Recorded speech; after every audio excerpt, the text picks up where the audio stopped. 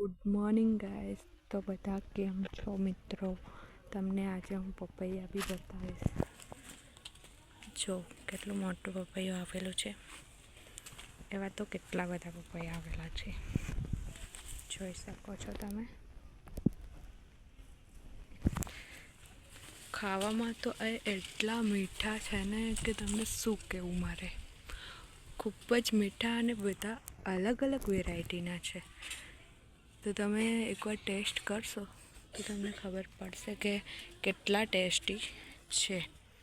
જોઈ શકો છો તમે. અમુક તો પાકવા બી લાગેલા છે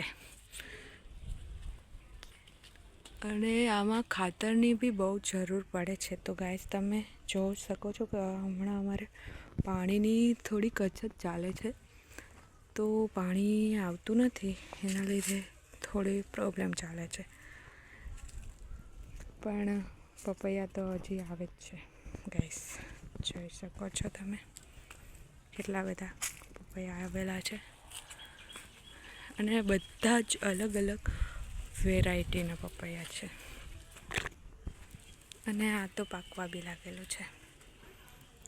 તો ગાઈસ કોઈ બી ઇન્ફોર્મેશન તમને જોઈએ તો તમને લાગે કે આ વિડીયો અમારા કામનો છે તો પ્લીઝ લાઈક સબસ્ક્રાઈબ જરૂર કરે.